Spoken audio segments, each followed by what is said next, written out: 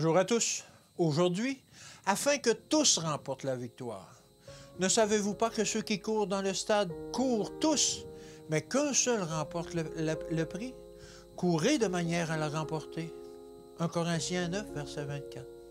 Les ressources du ciel sont illimitées et elles sont toutes à notre disposition. Je demande alors, pourquoi les progrès de l'œuvre sur notre terre sont-ils si lents? Pourquoi le Christ est-il si mal représenté?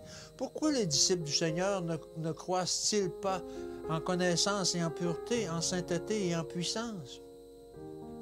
Les plus belles vertus à cultiver, les plus grands honneurs à atteindre ne sont-ils pas présentés aux disciples du Christ?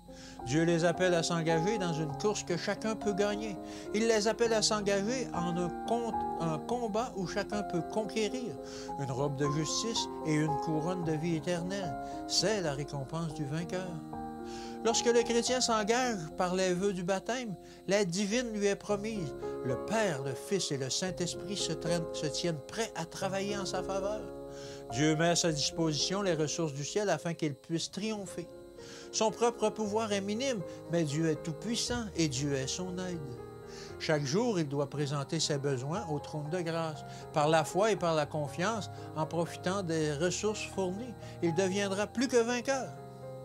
Pourquoi donc ceux qui combattent les puissances des ténèbres n'iraient-ils pas de l'avant avec foi et courage?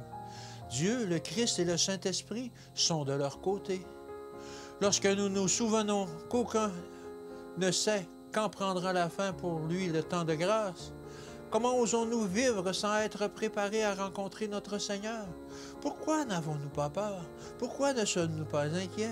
Pourquoi ne nous rendons-nous pas compte du danger que nous courons?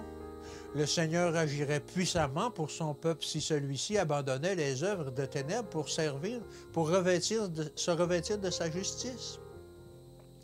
Dieu appelle ceux qui prétendent connaître la vérité à prouver par une obéissance inconditionnelle qu'ils sont de fidèles soldats de la croix. Pour ceux qui se tiennent sous la bannière ensanglantée, le prince Emmanuel ne fasse rien qui déshonore la cause pour laquelle ils combattent. Le Christ s'attend que ces soldats soient courageux, loyaux et droits. L'œuvre que le Christ accomplit sur cette terre, ses disciples doivent aussi l'accomplir. À l'aide de la puissance et de l'efficacité impartie par le Saint-Esprit, ils doivent mener à bien son plan pour la restauration de l'image divine en l'humanité.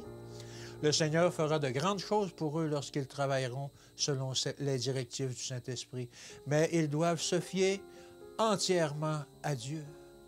Que Dieu vous bénisse et qu'il vous garde. Et je vous dis à demain.